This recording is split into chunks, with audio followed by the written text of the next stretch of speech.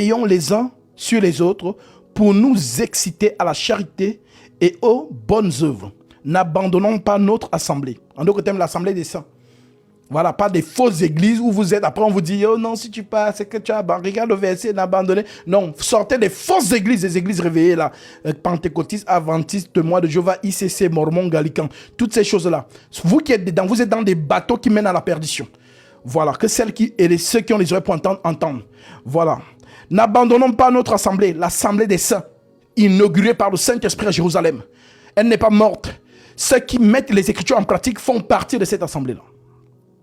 N'abandonnons pas notre assemblée, comme c'est la coutume de quelques-uns, mais exhortons-nous réciproquement, et cela d'autant plus que vous voyez s'approcher le jour.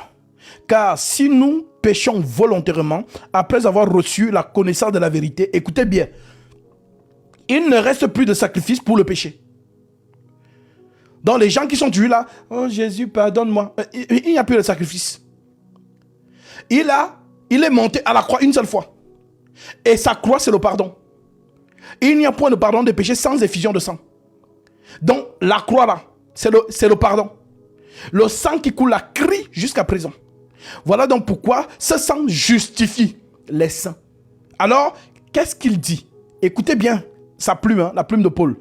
Il dit donc, car si nous péchons volontairement, après avoir reçu la connaissance de la vérité, il ne reste plus de sacrifice pour les péchés, mais une attente terrible du jugement et l'ardeur d'un feu qui dévorera les rebelles. Celui qui a violé la loi de Moïse meurt sans miséricorde, sur la déposition de 2 ou de 3 témoins. De quel pire châtiment pensez-vous que sera jugé digne celui qui aura foulé aux pieds le Fils de Dieu, qui aura tenu pour profane le sang de l'alliance par lequel il a été sanctifié? Il aura outragé l'esprit de la grâce. Car nous connaissons celui qui a dit, à moi la vengeance, à moi la rétribution. Et encore, le Seigneur jugera son peuple. C'est une chose terrible que de tomber entre les mains du Dieu vivant. Écoutez bien, souvenez-vous de ces premiers jours où, après avoir été éclairé, vous avez soutenu un grand combat au milieu des souffrances. D'une part, exposé comme en spectacle aux opprobres et aux tribulations, et de l'autre, vous associant à ceux dont la position était la même. En effet, vous avez eu de la compassion pour les prisonniers, et vous avez accepté avec joie l'enlèvement de vos biens, sachant que vous avez des biens meilleurs et qui durent toujours. N'abandonnons pas notre assurance, à laquelle est attachée une grande rémunération, car vous avez besoin de persévérance, afin qu'après avoir accompli la volonté de Dieu, vous obteniez ce qui vous était promis. Encore un peu de temps, celui qui doit venir viendra, et il ne tardera pas. Mon juste vivra par la foi, et mon juste vivra par la foi, mais s'il se retire, alléluia, c'est ça le péché. S'il se retire, mon âme ne prend pas plaisir en lui. Nous ne sommes pas de ceux qui se retirent de nos assemblées. L'assemblée des saints de Jérusalem. L'assemblée où l'Esprit Saint marche au milieu. Le chandelier. Donc si vous pensez qu'on parle de vos fausses églises, là, ce n'est pas ça. Le chandelier est un. Et Jean a vu l'Esprit qui marche au milieu des 7 chandeliers d'or. Donc l'Esprit là marche au milieu du chandelier depuis quand? Acte 2, le jour de la Pentecôte. Le Saint-Esprit est descendu, a inauguré l'église sur terre. Donc tous ceux qui sont dans cette église, si vous vous retirez, châtiment. C'est ça le blasphème. Voilà donc pourquoi cette lettre, vous devez bien la lire. Hébreux chapitre 10 là. Donc on ne se retire pas de l'assemblée des saints. C'est profaner l'œuvre du Christ. C'est fouler aux pieds le sang de la croix. Genre, tu es venu, tu as cru.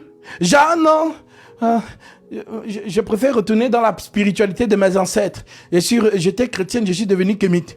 Apostasia. La colère de Dieu est sur toi. Mieux vaut pour toi, tu n'avais même jamais accepté. Voilà, comme ça. Mais le châtiment de Dieu est sur toi.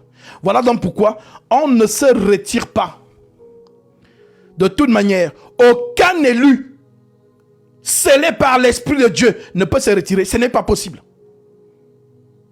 Ce n'est pas possible. Voilà pourquoi Paul dit, nous les saints, nous ne sommes pas de ceux qui se retirent pour se perdre. Je lis ça. Et mon juste vivra par la foi. Mais s'il se retire, mon âme ne prend pas plaisir en lui. Nous ne sommes pas de ceux qui se retirent pour se perdre, mais de ceux qui ont la foi pour sauver leurs âmes. Le vrai disciple garde la foi. C'est le défi de tout enfant de Dieu sur terre. Pendant ton pèlerinage sur la terre, tant que tu es encore là, ton défi, c'est de garder la foi. Parce que Satan fera tout pour que tu la perdes. Satan va mettre tout en œuvre pour que tu perdes ta foi. Tu seras secoué par les vents. Ne t'inquiète pas. Pour que tu la perdes. Voilà pourquoi tu peux voir que Paul, il crie victoire quand il meurt. Il dit quoi? J'ai combattu le bon combat. J'ai achevé la course. J'ai gardé la foi. Maintenant, la couronne de justice m'est réservée. Mon Dieu me la donnera en ce jour-là. Alors oui, ma soeur, oui, mon frère, tu as un défi.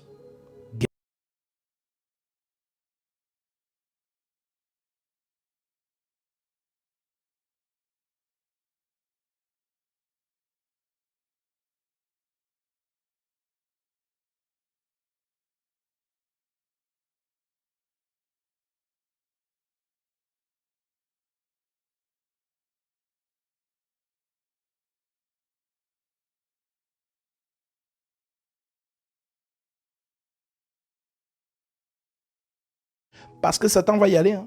Il va tout faire pour que vous perdiez la foi. Voilà pourquoi vous avez l'impression que la vie chrétienne, ce sont les montagnes russes. À un moment, tu es zélé. Jésus. À un autre moment, tu es fatigué. À un moment, tu es zélé. À un moment donné, tu es fatigué. Persévère. Tu tombes, relève-toi, tu continues. Jusqu'à la fin. Si la mort te trouve, qu'elle te trouve avec la foi. La vraie. Ne l'abandonne pas.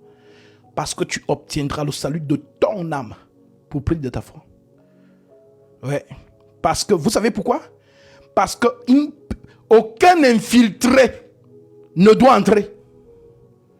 Voilà pourquoi le rôle de Satan, c'est de secouer les infiltrés. Si tu es infiltré, à un moment donné, tu abandonnes. C'est ça qu'on appelle l'apostasie. Donc, Satan va tout faire pour que ceux qui ne sont pas de Jésus là, même si vous vous accrochez comment, un jour, vous allez lâcher. Je te donne la prophétie. Ésaïe 35, verset 8. C'est écrit. Ésaïe 35. L'Écriture dit, au verset 8, il y aura là un chemin frayé, une route qu'on appellera la voie sainte. Nul impur n'y passera. Elle sera pour eux seuls. Ceux qui la suivront, même un insensé, ne pourront s'égarer. Même les insensés ne pourront s'égarer. Donc, si tu es devenu, genre, disciple, pour suivre, parce qu'il y a les hommes ici qui se convertissent, parce que ce sont les femmes. Hein. Voilà, non, si tu veux qu'on se marie, moi je ne peux pas, il faut que tu crois à mon Dieu. Et la personne se convertit pour une femme. Genre, tu penses que le baptême qu'il prend là, il prend trop le baptême parce que il a cru en Jésus. Non, ma chérie, c'est en toi qu'il a cru. Voilà, donc si vous vous séparez, lui aussi il abandonne la foi. Voilà pourquoi dans ces choses, pardon, ne forcez pas. Voilà, de force. Et ne dites pas non, il faut que ça vienne de la personne. La foi vient de ce qu'on entend. Et ce qu'on entend vient de la parole de Christ. La vraie foi, on ne décide pas de la voir. Les gens qui disent non, à partir de juillet, décident de croire. Non, la vraie foi ne décide pas. La vraie foi vient par l'enseignement. Oui, vous êtes sauvés par la grâce, mais par le moyen de la foi. Et cela ne vient pas de vous, c'est un don de Dieu. Oui, la foi vient de ce qu'on entend. Ce qu'on entend vient de la parole de Christ. C'est ça la vraie foi. Alors, ne forcez pas les gens. Oh non, je veux que... Non, si vous forcez, ça sera vous. C'est-à-dire ces personnes, il suffit seulement qu'il y ait une petite perturbation. Là, en toute manière, la Bible le dit. Je vais lire ça, les 4 terres. Voilà, le Seigneur, il a tout mis dans les Écritures. Matthieu, chapitre 13. Je prends en partie verset 18. Le Seigneur nous a dit que vous donc, écoutez, écoutez ce que signifie la parabole du semeur. Lorsqu'un homme écoute la parole du royaume et ne la comprend pas, le malin vient et enlève ce qui a été sémé dans son cœur. Cet homme est celui qui a reçu la semence le long du chemin. Ça veut dire que tu peux entendre la parole, mais est-ce que tu la comprends? Non. Donc, la compréhension, ce n'est pas l'homme qui décide de comprendre. La compréhension, c'est Dieu qui donne. Voilà pourquoi la foi est un don. Vous êtes sauvés par la grâce, mais par le moyen de la foi. Et cela ne vient pas de vous. C'est un don de Dieu. Donc ne pense pas que tu es trop intelligent parce que tu comprends plus que les musulmans. Non. L'ouverture t'a été donnée par grâce divine. Voilà pourquoi c'est fluide pour toi lorsque je prêche la révélation. C'est-à-dire, tu ne combats pas, c'est fluide, ça prend son sang dans ton esprit. Tu es dans la joie. Mais pour les autres, c'est compliqué. Oh non, c'est Dieu n'importe quoi. Mais non, il dit n'importe quoi. Mais pour toi, c'est fluide. Ce n'est pas que tu es plus intelligent ou plus intelligent. C'est que le Christ ouvre ton esprit pour que ce soit fluide en toi. D'où le fait qu'on dit dans Actes chapitre 16, verset 14 à 15, on dit... Concernant Lydie, pour ceux qui ont lu cette histoire, une dame, voilà, Lydie, marchand de pourpre, elle était réunie avec d'autres femmes, et Paul arrive dans ce lieu-là, il commence à prêcher. On dit, le Seigneur lui ouvrit le cœur à Lydie. Le Seigneur lui ouvrit le cœur afin qu'elle fût attentive à ce que disait Paul. Et elle a pris son baptême. Mais les autres femmes n'ont pas pris. Est-ce qu'elle était plus intelligente que ces autres femmes? Non, c'est que Jésus a ouvert son esprit pour que les paroles qui sortent de Paul entrent en elle. Voilà.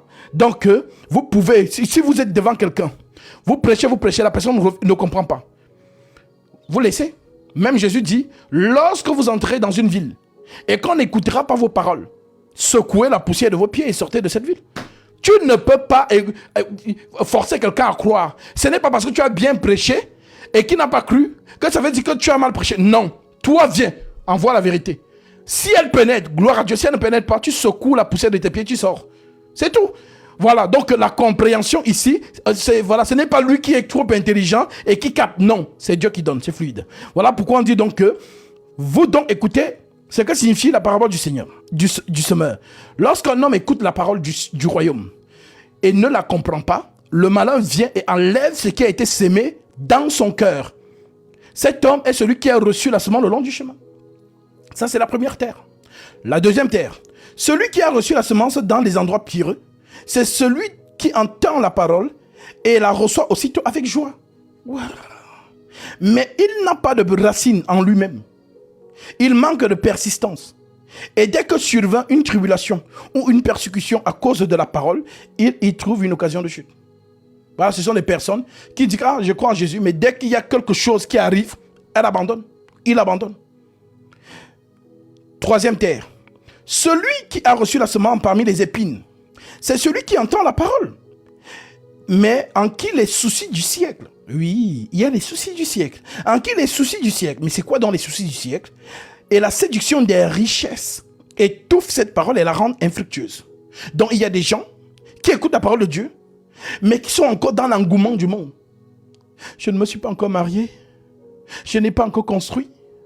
Je n'ai pas encore accompli ce projet-là. Oh non, mais toutes mes camarades sont déjà mariés.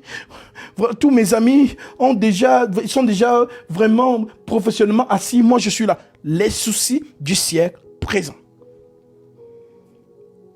Oui, c'est ce que Jésus appelle la nourriture qui périt. De toute façon, c'est la nourriture de la chair. Parce que la chair ne mange pas l'enseignement de l'esprit. La chair, lui, il aime mougou les femmes. La chair aime conduire les belles voitures. La chair aime boire du champagne, vivre dans l'opulence. C'est ça la nourriture de la chair. Mais l'esprit, lui, ne mange pas ça. L'esprit est nourri par la parole divine. L'homme ne vivra pas seulement de pain, mais de toute parole qui vient de la part de Dieu. Donc, tu peux être bien portant Genre, on te voit, tu es beau gosse, tu roules dans les grosses voitures, machin, mais ton esprit est pauvre, maigre. Mais Jésus dit, ok, toi tu veux nourrir le corps, tu embellis le corps, tu es bien dedans, mais à quel prix? Puisque le corps là après ne va pas hériter du royaume des cieux. La chair et le sang n'hériteront pas du royaume des cieux. Donc pourquoi te butes-tu à cette chair qui va mourir? Au contraire, pendant ton pèlerinage sur la terre, sauve ton âme. Car cette vie, elle est temporaire. Cette vie, elle est temporaire. Mais la vie que le Christ propose est éternelle. Tu imagines. Bon, prenons un peu ça à l'échelle humaine. Voilà, la plus belle voiture, vraiment, quand tu... Rolls-Royce Phantom. Donc, imagine, on te dit, bon, on te donne la Rolls-Royce Phantom pour 50 ans de vie. Après l'éternité, dans le labeur, la souffrance. Comme l'homme riche, c'est que je vous dis là, il y a une parabole qui existe. Hein. C'est Jésus lui-même qui la donne, c'est pas moi. Luc chapitre 16, verset 19, je vais vous la lire. C'est pourquoi ça te parle, ça parle à la réalité de ton quotidien. Donc, tu préfères rouler dans une Rolls-Royce, mener une vie de premier ordre pendant 50 ans, jour pour jour. Après ça, c'est la mort éternelle. Ou alors tu préfères nourrir ton âme des paroles du Christ afin de vivre avec lui dans son royaume éternel, où tu pourras conduire, je parle comme un homme, hein, tu pourras conduire la Rolls-Royce éternellement. Tu préfères quoi? Voilà donc pourquoi il dit, à quoi sert à l'homme de gagner le monde s'il perd son âme? Donc en fait c'est comme une folie. Attends. C'est-à-dire on lui propose quelque chose que, donc pour un temps, ouais, peut-être tu vas souffrir. Peut-être tu ne vas pas rouler dans les premières voitures. Peut-être les go ne vont pas te gérer parce que tu n'as pas la Rolls-Royce, parce que tu n'as pas, voilà, les nouvelles versions de voitures. Peut-être tu n'auras pas de la cote chez les femmes. Oui, mais après ça, vu que tu n'étais pas investi dans les choses de la terre, mais que tu t'es plutôt investi corps et âme dans les choses de Dieu, alors tu vivras par ces choses. Voilà pourquoi on dit, le juste vit par la foi. Et dans ce pèlerinage sur terre, notre vocation, c'est Jésus. Il le dit, Matthieu chapitre 24, verset 16. Celui qui veut venir après moi, qu'il renonce à lui-même, qu'il se charge de sa croix et qu'il me suive. Le vrai disciple, c'est celui qui a renoncé à lui-même. Ça veut dire que les choses de la vie, c'est facultatif pour toi. C'est-à-dire que tu es la voiture, tu n'es pas la voiture, ça ne te fait ni chaud ni froid. Tu as une femme, tu n'as pas de femme, ça ne te fait ni chaud ni froid. Tu es marié, tu n'es pas marié, ça ne te fait ni chaud ni froid. C'est-à-dire, tu vis comme le Seigneur lui-même vivait en son temps. Le jour où tu manges chez un riche, c'est bien. Le jour où tu ne manges pas, c'est aussi bien. C'est-à-dire, la vie pour toi, rien ne te retient dans la vie. Rien. Rien. Tu n'as accroché à rien. C'est-à-dire, tu es froid quant à la vie. Personne ne peut te faire le chantage. Parce que tu es mort. Tu es morte aux choses de la terre. Tant que tu n'es pas encore mort dans ces choses, c'est là où il y a encore la vie de la concurrence. La vie de vivre pour le regard des autres. Oh non, j'étais avec ma copine. Elle est déjà mariée, machin. Donc, tu es encore dans cette vie-là. Ça veut dire que tu es encore esclave de qu'est-ce qu'on dira-t-on? Qu'est-ce qu'on va dire de moi? Regarde mon ami avec qui je me... Regarde comment il vit. Regarde sa voiture, regarde ses constructions. Regarde moi. Tu es encore dans la vie du monde. Mais quelqu'un qui est mort à ça, il n'y a plus d'envie, il n'y a plus qui a fait plus que quoi. Non, il n'y a plus ça en Christ. En Christ, nous sommes morts, nous sommes cachés en Jésus. Lorsque vous arriverez à ce niveau, ah, quelle liberté.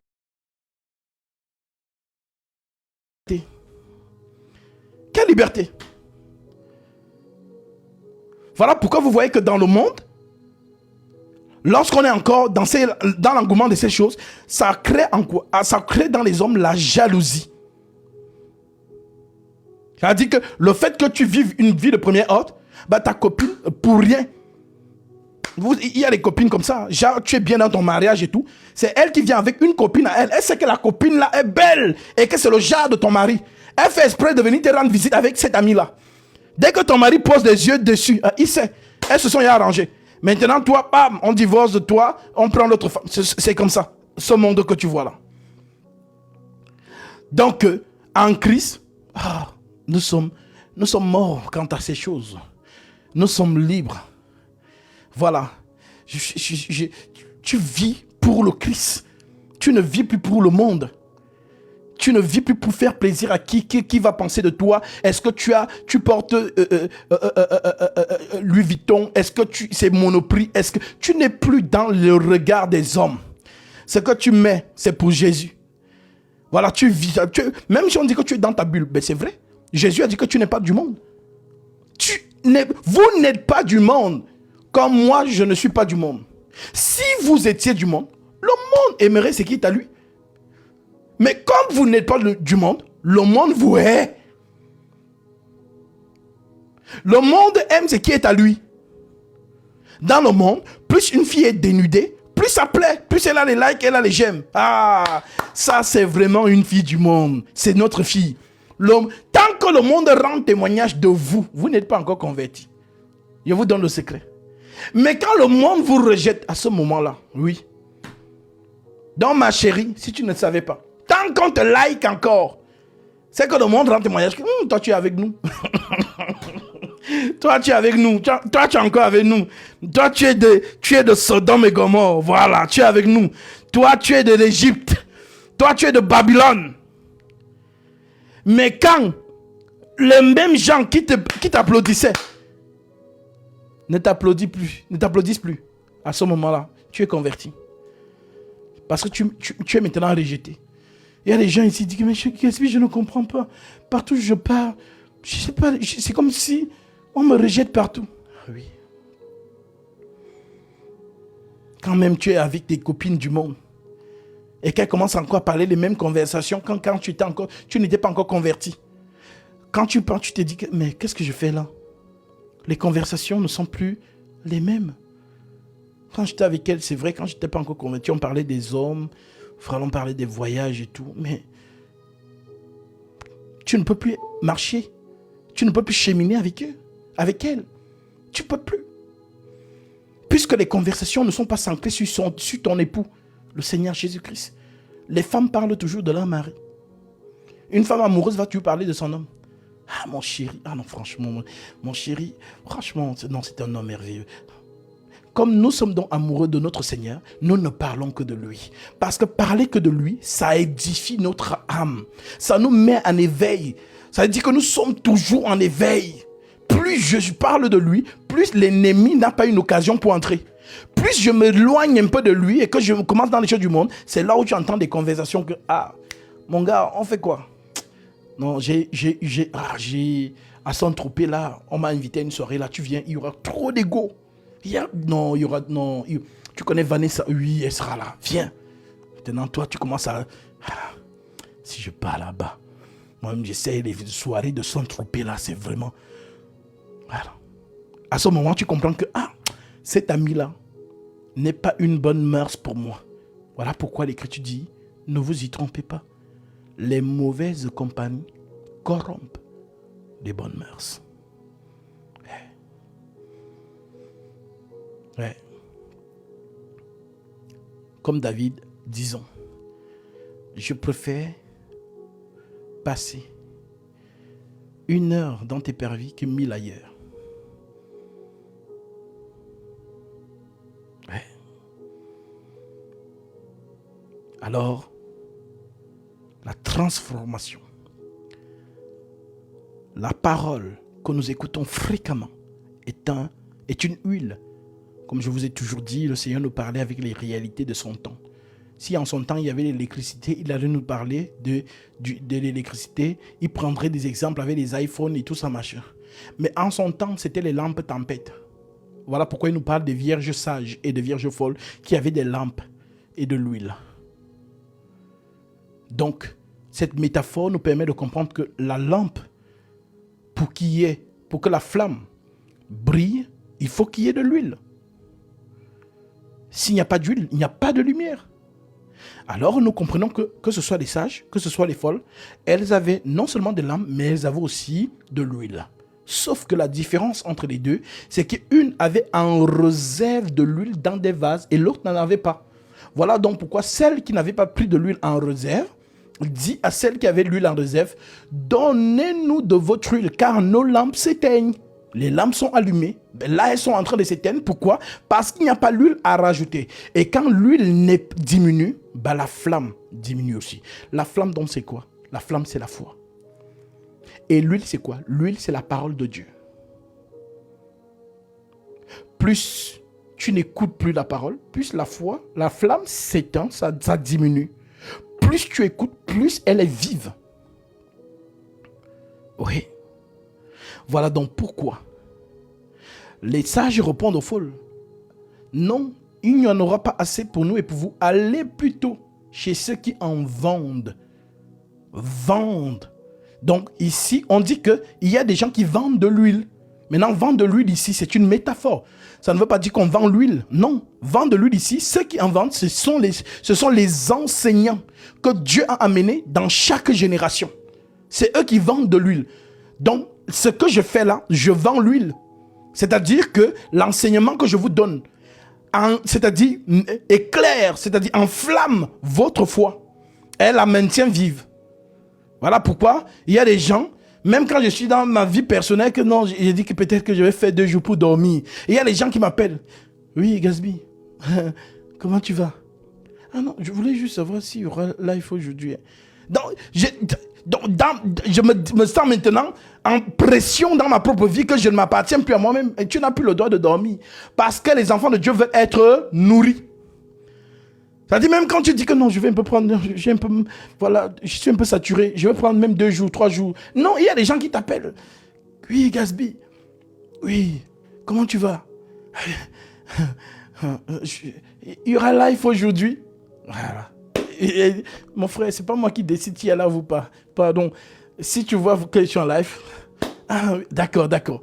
Mais la personne te met déjà une pression indirecte. On t'attend. Donc, tu n'as pas le droit de nous laisser comme ça. On t'attend. Il faut enseigner.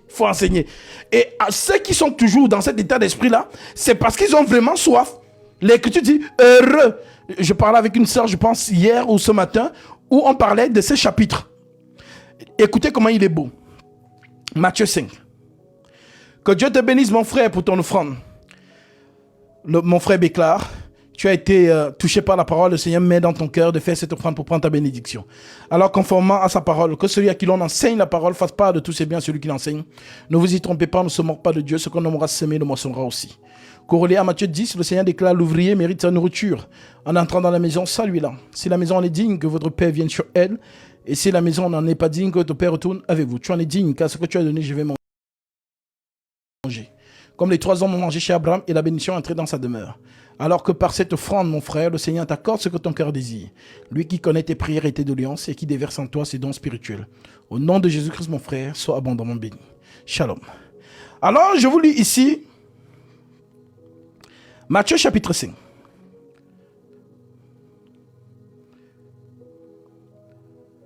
Le Seigneur dit, au verset 1, voyant la foule, Jésus monta sur la montagne. Et après qu'il se fut assis, ses disciples s'approchèrent de lui. Puis, ayant ouvert la bouche, il les enseigna et dit, heureux les pauvres en esprit,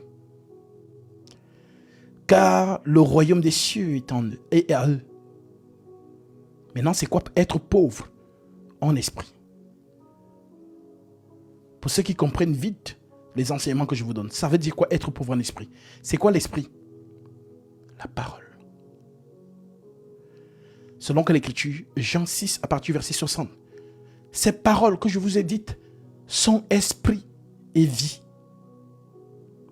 Donc Jésus dit donc, heureux les pauvres en esprit, car le royaume des cieux est en eux. Ils sont pauvres en esprit. Ils désirent l'esprit. En d'autres termes, la parole du Maître. Voilà pourquoi il est même écrit, priez afin que le Seigneur vous envoie ses ouvriers.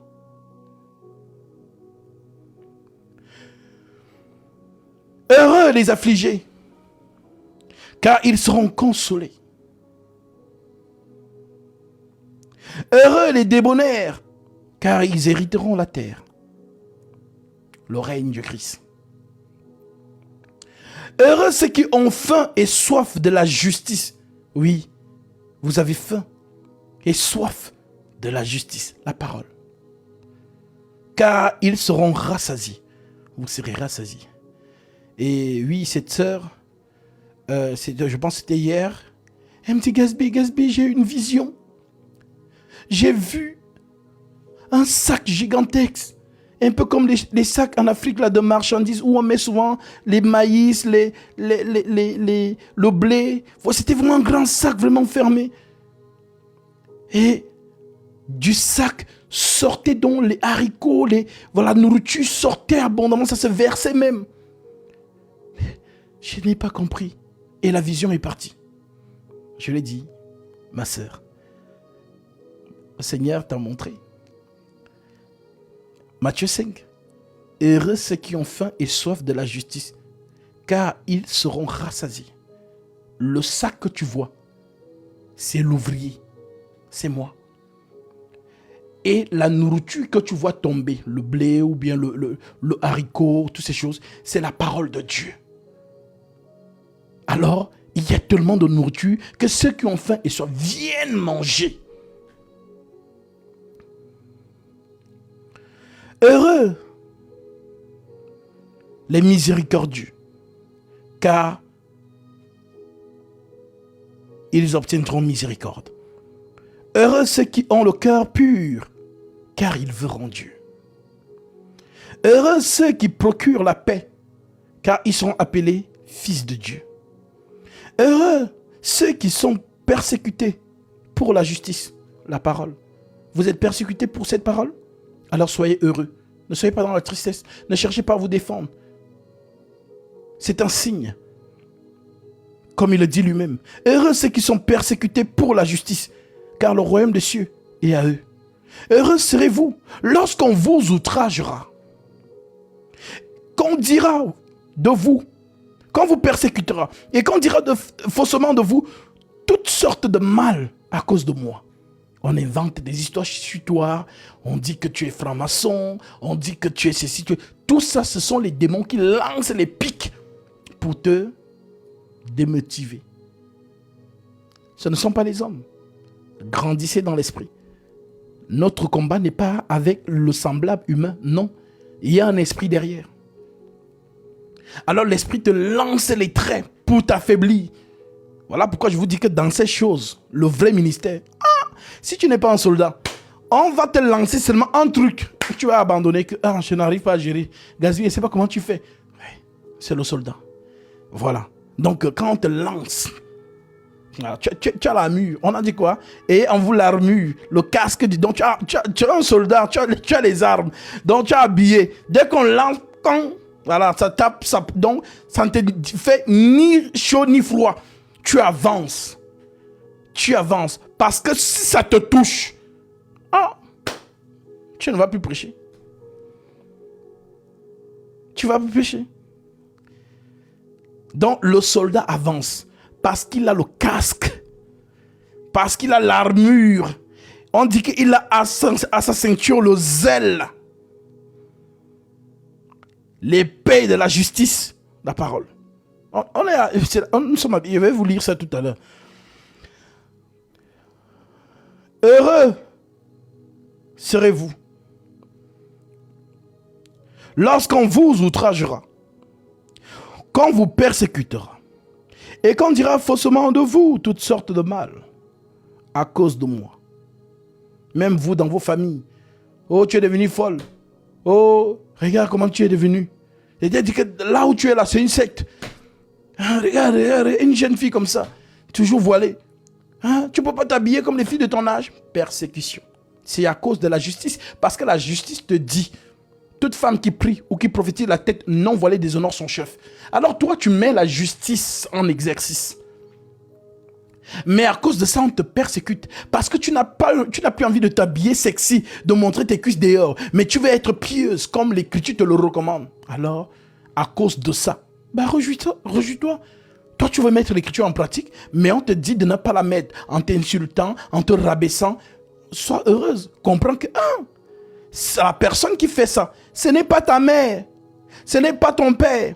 Ce n'est pas ton frère. C'est un esprit qui est derrière, qui veut t'amener à désobéir à l'écriture.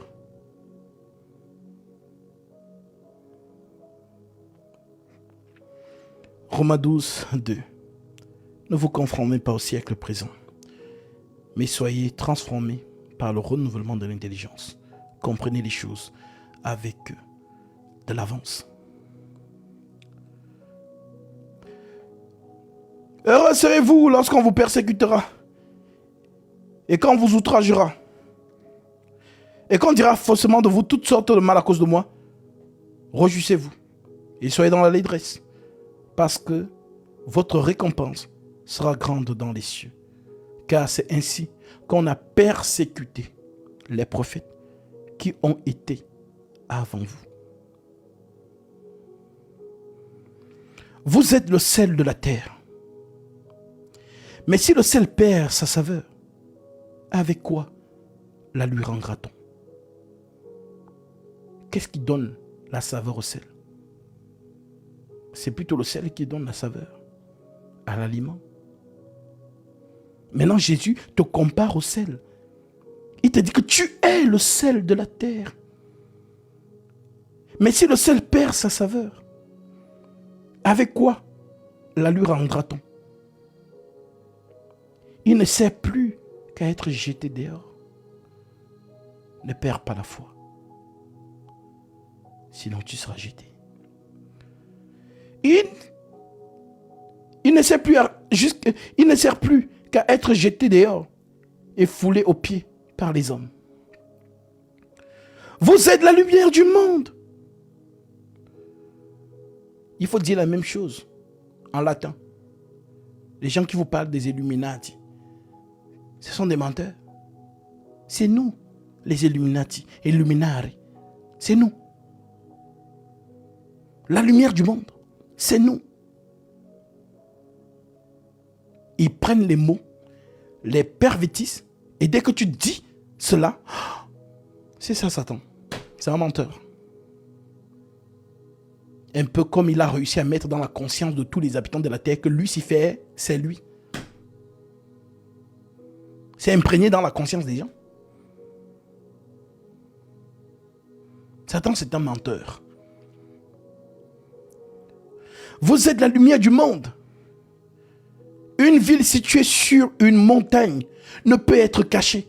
Toi, tu dis que tu es la lumière et tu es caché. Non, la lumière brandit, elle brille, elle luit pour éclairer ceux qui sont dans les ténèbres.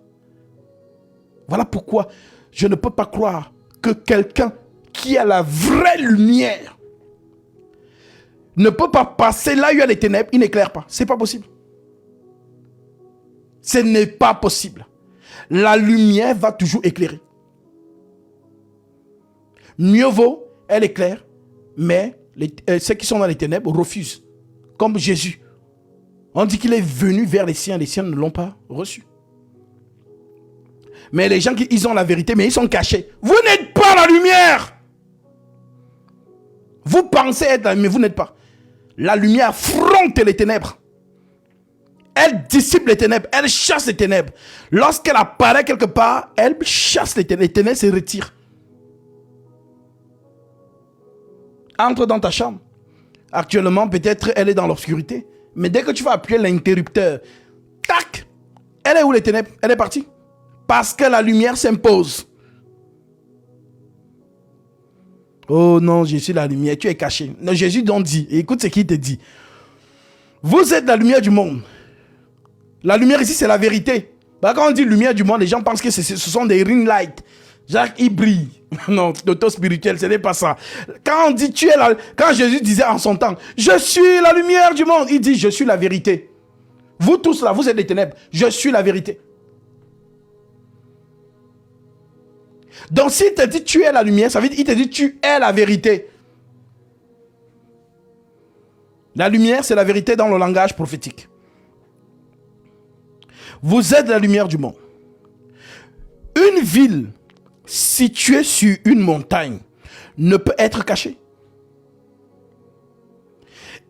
Et on n'allume pas une lampe pour la mettre sous le boisseau.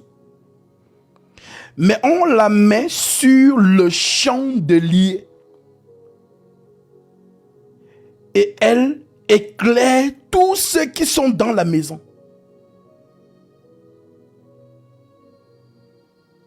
Le chandelier. La lumière. Chandelier, lumière. Le chandelier, c'est quoi? C'est un support. Et la lumière en elle-même est sur le chandelier. C'est ce que vous appelez en latin Lucifer. Lucifer, porteur de lumière. Le chandelier. Voilà pourquoi on a vu un homme marcher au milieu des 7 chandeliers d'or. La lumière, l'ange de lumière.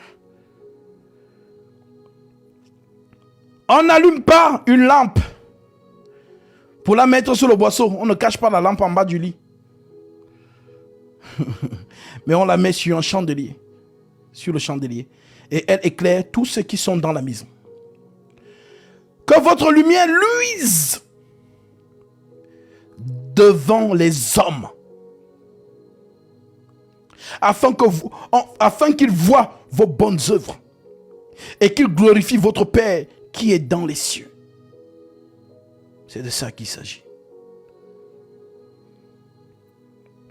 Ne croyez pas que je sois venu pour abolir la loi ou les prophètes. Je suis venu non pour abolir, mais pour accomplir. En d'autres termes, achever. Accomplir quelque chose, c'est la finir. L'achever. Les gens disent, Jésus n'a pas aboli la loi, il est venu pour l'accomplir. Mais ils ne comprennent pas ce que c'est. Accomplir, c'est terminer, c'est achever. Alpha, oméga. Alors comment il achève la loi? Par son sacrifice.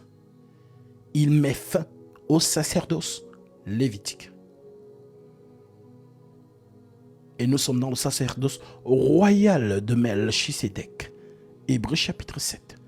Pour les plus curieux.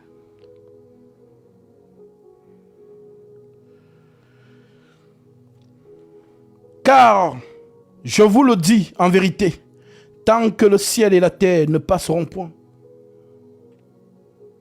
il ne disparaîtra pas de la loi un seul iota ou un seul trait de lettre, jusqu'à ce que tout soit arrivé.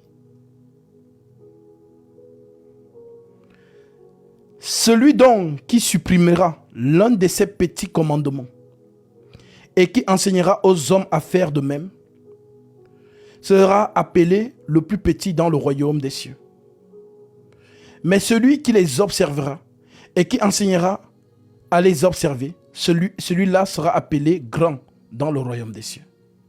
Car, je vous le dis, si votre justice ne surpasse pas celle des scribes et des pharisiens, vous n'entrez point dans le royaume des cieux. Qu'est-ce que cela veut dire? C'est quoi la justice? On a dit que c'est la parole. Selon quelle écriture? Jean 7, 24. Ne jugez pas selon l'apparence, mais jugeons selon la justice. Alors il dit, si votre justice, en d'autres termes, si votre parole n'est pas supérieure à celle des pharisiens, vous n'entrez pas dans le royaume des cieux. Voilà donc pourquoi les pharisiens ont dit qu'ils sont assis dans la chair de Moïse. Ils maîtrisent la Torah. Scripturairement parlant. Voilà pourquoi Jésus dit, observez tout ce qu'ils vous disent, mais n'agissez pas comme eux. En d'autres termes, il te faut une intelligence supérieure à la Torah. C'est ce qu'on appelle l'esprit de la Torah pour entrer dans le royaume des cieux. Voilà donc pourquoi nous avons donc reçu l'onction de la Torah, le Saint-Esprit, qui nous conduit dans les hauteurs de la connaissance. C'est ce que Paul appelle excellence de la révélation. Voilà pourquoi il dit, lui qui était pharisien, j'ai regardé comme de la boue ces choses à cause de l'excellence de la révélation, de la connaissance. Vous voyez donc que Paul entra dans le royaume des cieux parce qu'il a surpassé ce qu'il avait jadis, qu'il pensait que c'était le summum Mais on lui a dit, mon petit, il y a autre chose plus haut. Et nous, dans l'église, c'est dans ça que nous sommes. Voilà pourquoi Paul pouvait dire, dans 1 Corinthiens 3, je vous ai donné du lait et non de la nourriture solide. Parce que vous ne pouvez pas la supporter. Et vous ne le pouvez pas même à présent. Parce que vous êtes encore charnel. Ouais. Gloire au Seigneur Jésus-Christ, qui nous a donné l'esprit de la Torah, afin de connaître la pensée céleste.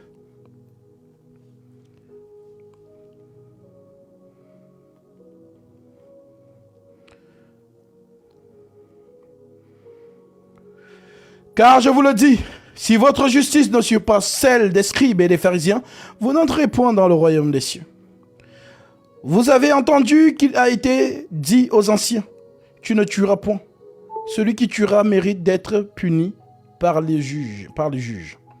Mais moi je vous dis que quiconque se met en colère contre son frère mérite d'être puni par les juges.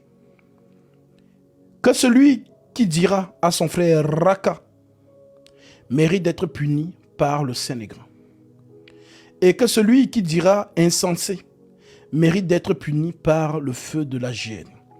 Si donc tu présentes ton offrande à l'autel et que là tu te souviennes que ton frère a quelque chose contre toi, laisse là ton offrande devant l'autel et va d'abord te réconcilier avec ton frère. Puis viens, présente ton offrande. Vous avez compris? Ça veut dire quoi? Le frère, tu aimeras ton frère comme toi-même. C'est qui ce frère? C'est Jésus-Christ. C'est lui. Nous sommes tous unis par lui. La vérité. Alors il nous a dit, si vous vous aimez les uns les autres, on saura que vous êtes mes serviteurs. On ne peut pas dire que nous sommes en Christ, dans un seul corps, et on se déteste. C'est faux. Nous ne sommes pas en Christ. La charité, l'amour fraternel. Donc, les membres d'un même corps ne peuvent pas être divergents. Vous avez vu ça? Imagine, voilà mon corps. Toi-même, regarde ton corps. Toi qui m'écoutes, regarde comment tu es. Est-ce que ta main a des problèmes avec l'autre? Si ta main a des problèmes avec l'autre main, c'est que tu es malade. Il faut qu'on prie pour toi. Tu es malade. Est-ce que tes pieds ont des problèmes? Genre, l'autre pied va aller à gauche. L'autre dit non, moi je vais aller à droite. Essaie de marcher maintenant parce que tu vas aller comment? Tu vas te déchirer parce qu'un va aller à gauche, l'autre va aller à droite. Ça veut dire que tu es malade. Alors pourquoi tu ne comprends pas? Que l'Écriture dit, vous êtes des membres du corps de Christ. Les membres du même corps ne peuvent pas être divergents. Ce n'est pas possible. Non, ce n'est pas possible. Les membres d'un même corps sont unis. Voilà pourquoi on parle de l'unicité de la foi. Ce qui nous relie, c'est la tête.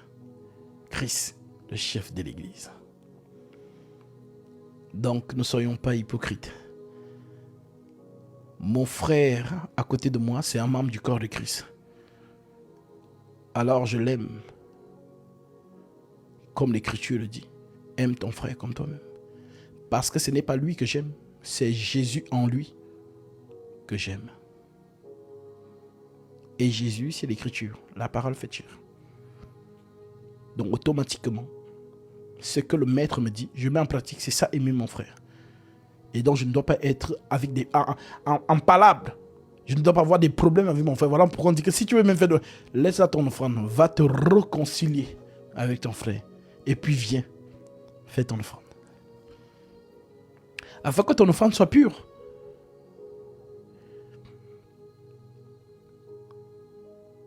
Alors oui, les membres d'un même corps sont un.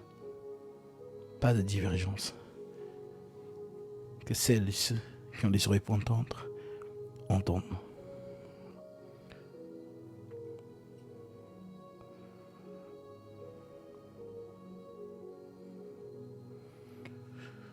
Alors, j'espère que par cet enseignement, le Seigneur a parlé à ton cœur et que toute personne ou d'autre obédience ou un musulman ou je ne sais pas qui ne croit pas en Jésus encore aujourd'hui, la main est tendue vers toi, la main du Seigneur. Crois tant qu'il est temps et reçois ton baptême conformément à la sainte doctrine. Demain samedi, je baptise ceux que le Seigneur a touchés tout au long de la semaine. Nous nous retrouvons demain pour leur baptême. Et le jeudi prochain, j'arrive à Abidjan pour baptiser nos frères qui sont du côté du Burkina Faso. Vous savez qu'en ce moment, il y a des tensions entre la France et le Burkina Faso, également le Mali, dont les vols Air France n'arrivent pas au Burkina Faso. Donc, et apparemment à Ouagadougou, il n'y a pas de source d'eau naturelle. Il faut aller, je pense, à 300 mètres et poussière pour essayer d'en trouver. Donc ça arrange plutôt les frères du Burkina Faso à venir à Abidjan pour prendre leur baptême sur place. Donc du coup, j'arrive à Abidjan jeudi pour baptiser nos frères et sœurs du Burkina Faso. Et puis ceux qui sont à Abidjan, qui n'ont pas encore reçu leur baptême, donc profitez pour pouvoir justement venir prendre votre baptême conformément à la sainte doctrine. Et si ça à Abidjan, alors on va donner normalement je dois faire lancer le flyer pour l'annoncer, mais voilà, ça sera à Abidjan.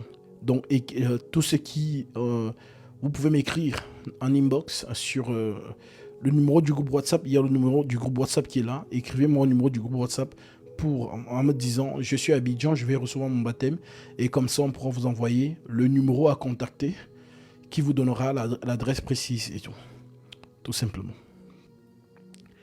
Que le Seigneur soit glorifié. Donc si vous avez, parce que je sais qu'il y a beaucoup de personnes de l'islam qui m'écoutent, qui sont touchés, mais qui ont peur de prendre la décision par rapport à leurs parents, à leur famille.